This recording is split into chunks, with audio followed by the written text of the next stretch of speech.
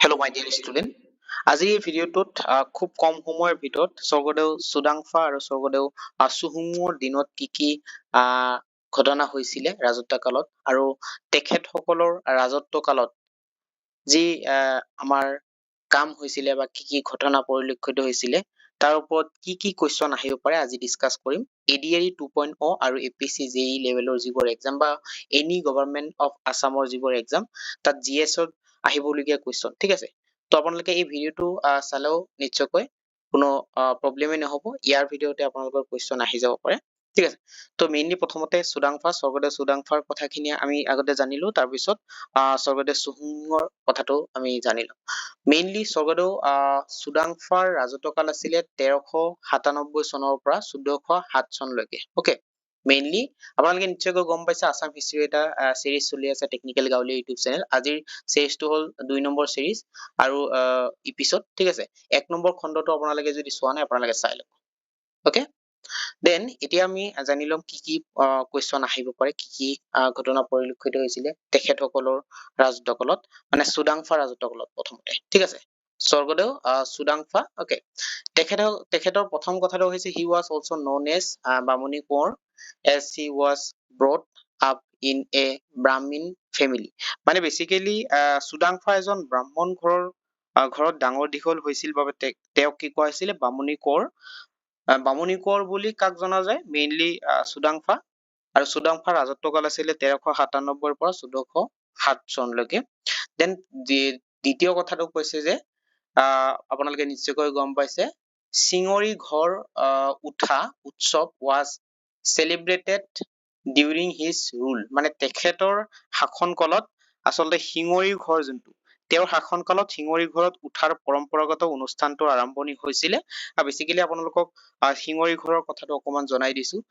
Basically ইয়াত কোৱা হৈছে যে তেওঁৰ শাসন কালত, মানে স্বৰ্গদেউ চুডাংফাৰ শাসন কালত শিঙৰি ঘৰত উঠাৰ পৰম্পৰাগত অনুষ্ঠানটোৰ আৰম্ভণি হৈছিলে। আৰু শিঙৰি ঘৰ হল আহোম ৰজাৰ অভিষেক পাতিবলৈ শিঙৰি গছৰ কাঠেৰে বিশেষভাৱে সজা ঘৰ। অকে, আহোমৰ ৰাজত্ব কালত শিঙৰি ঘৰত উঠাটো বৰ আড়ম্বৰপূৰ্ণ অনুষ্ঠান আছিল বুলি জনা যায়, ঠিক আছে। তো ইয়াত আপোনালোকে নিশ্চয়কৈ গম পাইছে শিঙৰি ঘৰ মানে কি। দেন এতিয়া লিখা আছে যে he made the capital of Ahom kingdom at চাৰগুৱা।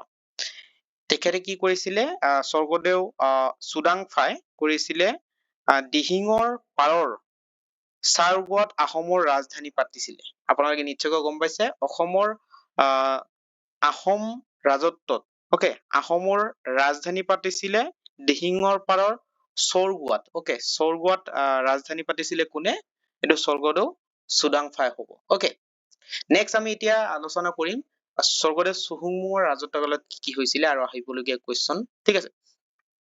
তো বেচিকেলি স্বৰ্গদেউ চুহুংমুঙৰ ৰাজত্ব কাল আছিলে 1497 চনৰ পৰা 1539 চনলৈকে।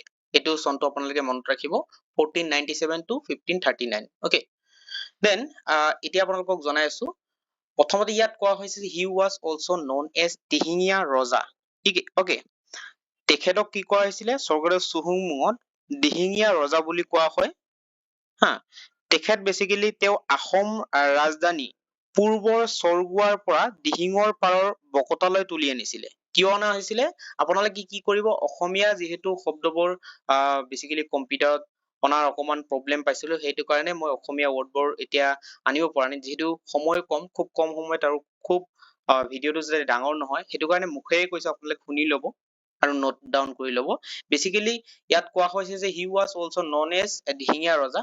এতিয়া কিয় দিহিঙীয়া ৰজা কোৱা হৈছিল ইয়াৰ ওপৰত কুৱেশ্যন আহিব পাৰে, সেইটো আপোনালোকক ডাইৰেক্ট মুখেৰে কৈছো যে তেওঁ আহোম ৰাজধানী, যিহেতু আহোম ৰাজধানী পূৰ্বৰ চৰগুৱাত কোনে কৰিছিলে, চৰগুৱাত আপোনাৰ চুডাংফাই কৰিছিলে। স্বৰ্গদেউ চুডাংফাই চৰগুৱাত ৰাজধানী পাতিছিলে। তাৰপিছত সেই চুডাংফাই যোনটো ৰাজধানী পাতিছিলে চৰগুৱাৰ পৰা দিহিঙৰ পাৰৰ যোনটো বকতালৈ তুলি আনিছিলে কোনে, স্বৰ্গদেউ চুহুংমুঙে। অকে, সেইটো কাৰণে তেখেতক কি কোৱা হৈছিলে যে দিহিঙীয়া ৰজা বুলি কোৱা হৈছিলে। দেন ইয়াত কোৱা হৈছে যে he was the first Ahom king to assume the title Swarganarayan. Okay, Swarganarayan টাইটেলটো কি কোৱা হৈছিলে, স্বৰ্গনাৰায়ণ উপাধি গ্ৰহণ কৰা প্ৰথমজন আহোম ৰজা আছিল চুহুংমুং। Okay, he was the first Ahom king also assumed the title Sorgonarayan. কি কোৱা হৈছে যে স্বৰ্গনাৰায়ণ উপাধি গ্ৰহণ কৰা প্ৰথমজন আহোম ৰজা আছিলে চুহুংমুং। Okay, then ইয়াত কি কোৱা হৈছে যে he created a new post name Borpatra Gohain. আপোনালোকে নিশ্চয়কৈ গম পাইছে ইয়াৰ এক নম্বৰ যোনটো খণ্ড আছিলে ভিডিঅ' সেই ভিডিঅ'টোত আমি চুকাফাৰ বিষয়ে আলোচনা কৰি আছিলো আৰু চুকাফাৰ দিনত কি টাইটেল কি পোষ্ট আচলতে তেখেতে সৃষ্টি কৰিছিলে সেইটো আমি জনাইছিলো যেনেকে বুঢ়াগোহাঁই তেনেকুৱা। তো এতিয়া কোৱা হৈছে যে চুহুংমুঙৰ দিনত স্বৰ্গদেউ চুহুংমুঙৰ দিনত বৰপাত্ৰ গোহাঁই এই পদবীটো যোনটো পোষ্ট এই পোষ্টটো আচলতে ষ্টাৰ্ট কৰিছিলে বা সৃষ্টি কৰিছিলে। Okay, then he started the concept of census, মানে কি কোৱা হৈছিলে যে তেওঁৰ দিনত প্ৰথম লোকপিয়ল যোনটো আপোনালোকে এতিয়ালৈকে চলি আছে লোকপিয়ল 2011 এনেকুৱা আপোনালোকে নিশ্চয়কৈ গম পাইছে অৱগত লোকপিয়ল মানে কি।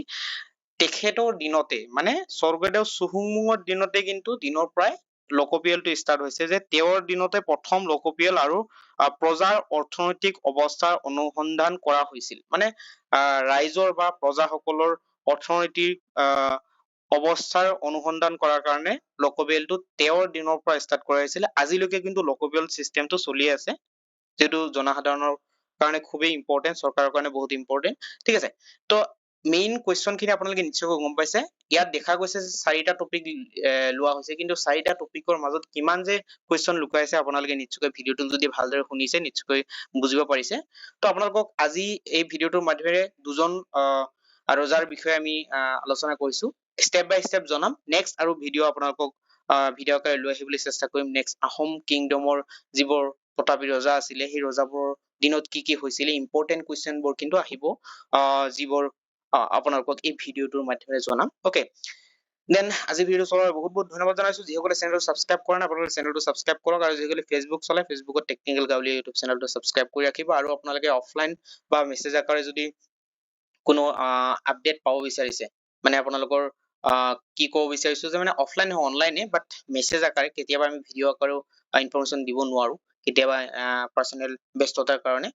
যেতিয়া ভিডিঅ' বনাব নোৱাৰিম নিশ্চয়কৈ কোনো যদি আপডেট পাওঁ তেতিয়া আমি নিশ্চয়কৈ টেলিগ্ৰাম চেনেলত আপডেটবোৰ দিম। গতিকে টেকনিকেল গাঁৱলীয়া টেলিগ্ৰাম চেনেলটো ছাবস্ক্ৰাইব কৰি ৰাখিব, আৰু জব ইনফৰমেশ্যন এটা হোৱাটছআপ গ্ৰুপ আছে হোৱাটছআপ গ্ৰুপটো আপোনালোকে জইন কৰি ৰাখক।